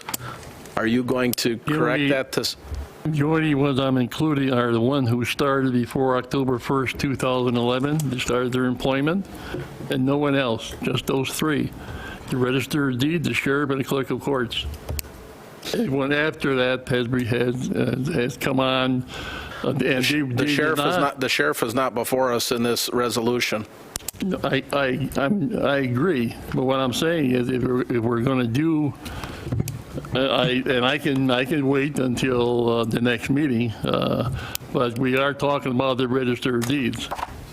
So that's correct. And she did start before, and she went from I believe she was the deputy, and she went to and she was elected, and so she did not lose any time. So she has continuous employment. Yep. I would ask either Laura or the chair from HR, was this not to be put on the agenda to talk about longevity on the next agenda for HR? Yes. Yes. And for that reason, and I know that a lot of us like to see a fiscal note, and I don't know what impact that would be at this time. You're more than welcome to make that amendment, but I would caution everybody that this is already in the works. It's already set to be on the agenda, and there's still a lot of question of whether it's a fringe or not. So, Supervisor Johnson. Well, and I'll muddy the water some more, maybe not. I guess I'm trying to figure out if an elected official is hired. Hired by the people. Yeah. And I don't know what the As a answer is. comment. They're elected by the people, they're not necessarily hired. Yeah. So, and the ordinance says date of hire. Yeah. So I'm a little confused by that. They are hired by the citizens of Portage County who also pay their distinction. They started with non-elected positions, so, pardon me. Mr. Chair, if I may. There, Supervisor Barry Jakowski. I think what Supervisor Pataki was referring to. Use the mic, please. What Supervisor Pataki was referring to is those individuals worked for the county prior to becoming elected officials. And I think that's probably where some of the waters get a little muddy. And again, we're probably going to have those questions answered. But what Supervisor Pataki is talking about, those people have, and probably were employed longer in Portage County than they are elected officials, as I recall, in most of those positions. So. Supervisor James Gifford. Well, just to further muddy the waters, let's suppose that our deliberations determine that longevity has to be compensation. Even though we would set the Register of Deeds tonight, if we find out that it's compensation and we still want to include it, we would still have time to add it. So there's no real reason to proceed with it now until we know better what the rules are. Supervisor Mua. I know this is for, if this conversation comes up at the next meetings, but something for us to think about is longevity and being elected. That kind of bothers me, being that these are elected positions, and compensating an elected position for longevity doesn't really go together. So just something for us to really think about for the next meeting. County Executive. Thanks, and I just wanted to make a quick note. I mean, the reason we're having to set these now is because we need to have the conversation before we know who we're talking about. So I think it's really important that as we talk about it now or whenever in the future, that we distinguish between the people who are currently in the office, who may run for the office, but in the office itself. So again, back to the point of if longevity, it becomes something that we deal with as a county and say elected position should get it, it should be for all elected positions, and then whoever ends up in there would then qualify if that is the way of it. And we wouldn't want to say only this person and this person now, because those people who currently hold the office qualify. You wouldn't know going forward necessarily if that would hold true throughout from one term to the next. Supervisor Barry Jakowski. But then again, don't we have to answer the question about whether we're liable for it with new hires or new elected officials, or just the ones that have worked for the county since whatever it is, October in 2011? Well, if they weren't working... Supervisor James Gifford.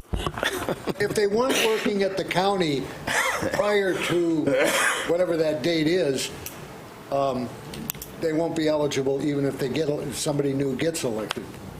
Understandable, but you may be one of the ones that would fall under the 2011. A long time before that. That's what I'm... Supervisor Pataki. Under longevity, it states, employees hired October 1st, 2011 or later shall not be eligible for longevity. That's what 3.11.8.4 longevity says. In my opinion, I feel this is something for HR to handle. Supervisor Matt Jakowski. Just a point of clarification, Mr. Chair, do we have a motion or an amendment in a second or not, or where are we at? We have a motion and a second on the longevity question. Okay, so we're dealing with the longevity question right now. Okay. And we're taking the discussion on the longevity question only. Just so I'm... Yep. I want to make sure everybody understands, and thank you for helping me. Any other discussion? We're going to take a vote on the longevity question. We'll take a voice vote and see how that goes. All those in favor of the motion and the second on the longevity, on the amendment, say aye. Aye. Aye. Opposed? No. Nay. We're going to get okay, now get your thing ready. Well, it's just an Okay, explanation. being it's hard to determine, we're going to vote on the same issue. Supervisor Zastro. If I may, I believe at the HR committee meeting, it was clearly stated that we were going to address this at our next meeting, and I don't think this is the appropriate time and place for us to be debating it and voting on it now, so that's why I voted no. Point of order, Mr. Chair. After a vote's been called for, you're not supposed to take discussion. Yeah. I apologize. But I got it. So, being that we had problems, or I should say a very close call between a yes and a no, we're going to go to the electronics. Back to the no, he's right, no discussion, because I called the question and actually going to vote again here. But this is on the longevity question only. All those in favor of the longevity, of giving longevity, say vote yes, and oppose no.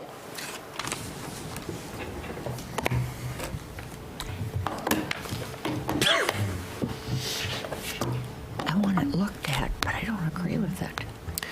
8 in favor, 3 noes, 4 absent. Resolution fails. 13 noes. Oh, I'm sorry, 13 noes. Okay. So it's on the agenda for HR. It'll be discussed there. I would urge everyone to attend the HR meeting so that they're well versed in it. So now back to the original resolution dealing with the county clerk and the register of deeds and the surveyor. Supervisor Matt Jakowski. Mr. Chair, I'm gonna feel like Paul Harvey here for a second and tell the rest of the story, I guess. I'd ask everybody to refer to Executive Holman's memo on this. Part of the story is missing on that, and he does allude that he left some off. But just so we're talking about department heads and where people are, this memo misses some things. Number one, it misses the top 8 or 9 department head salaries. It misses some assistant directors or department head salaries. It also has a 2021 salary figure for these department heads, but it did not include longevity in that. And as we're going forward here, if we're going to compare apples to apples, I think you need to know what these salaries of these positions are for, with their longevity included. With that being said, I did just as the executive and assumed a 2% increase for 2021. So the Health and Human Services Director, salary with longevity would be $120,037.18. The Finance Director would be $118,882.97. Corporation Counsel, $113,714.64. Highway Commissioner, $109,924.15. Human Resources Director, $107,830.36. Planning and Zoning Director, $107,830.36. Information Technology Director, $104,689.67. Healthcare Director, $104,689.66. ADRC Director, $95,914.88. Facilities Director, $87,995.30. Library Director, $87,124.06. Parks Director, $84,994.99. This is where the clerk and register of deeds salary would fall in.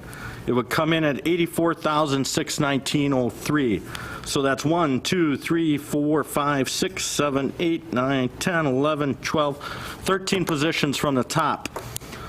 About $12,000 under the average director salary. The Assistant Finance Director, that's the Assistant Finance Director, would come in at $83,939.78. Veteran Service Director, $80,670.43. Justice Programs, $77,919.86. Solid Waste Director, $77,919.86. Chief Medical Examiner, $76,392.02. Procurement Director, $76,392.02. Family Court Commissioner, $74,072.88. I think setting the salary at $84,619.03, which is right in the middle of our department heads, still $12,000 under average, is fair to these positions.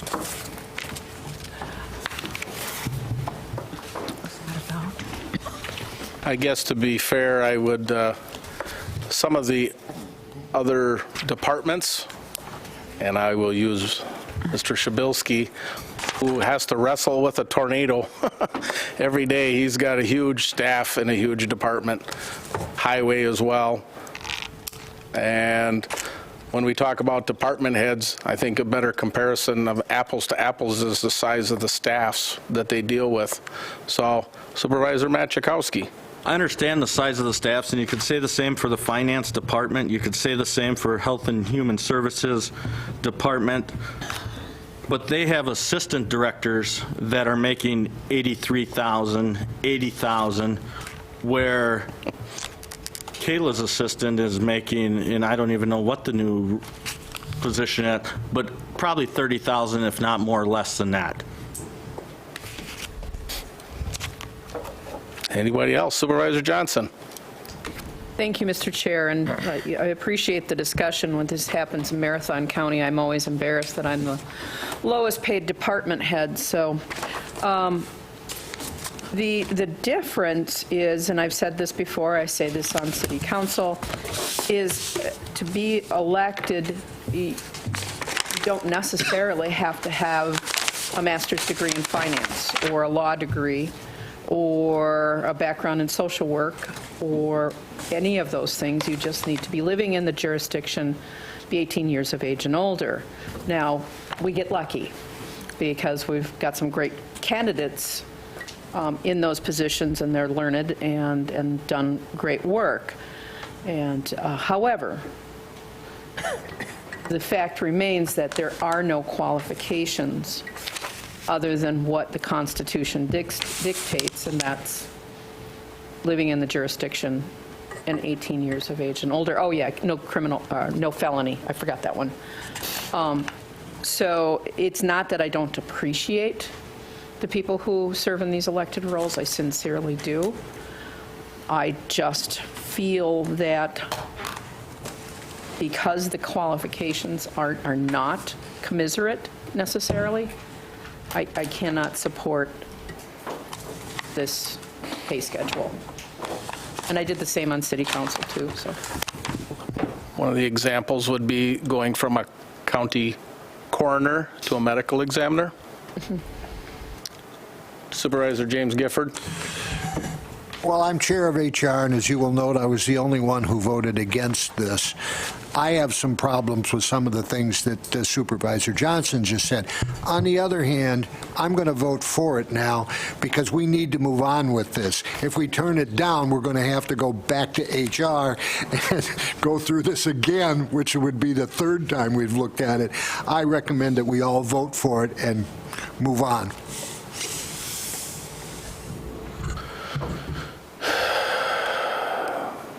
Anyone else?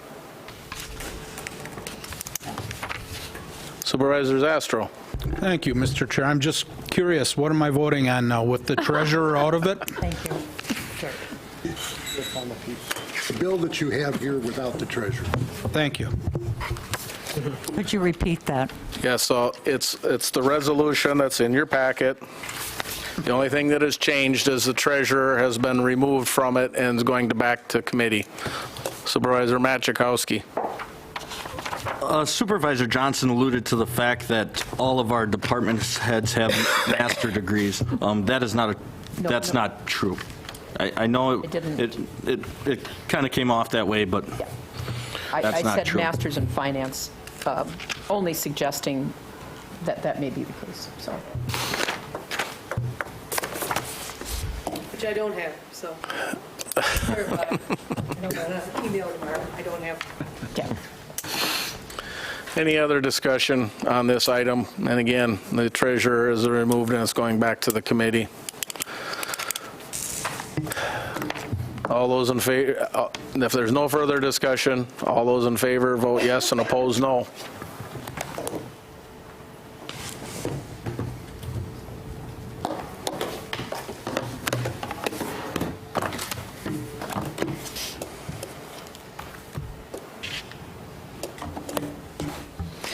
$18 in favor, 3 noes, 4 absent. Resolution adopted. I will take a motion to adjourn. Motion to adjourn by Supervisor Johnson, second by Supervisor Splinter. All in favor, aye? Aye. Opposed? We're adjourned. Thank you.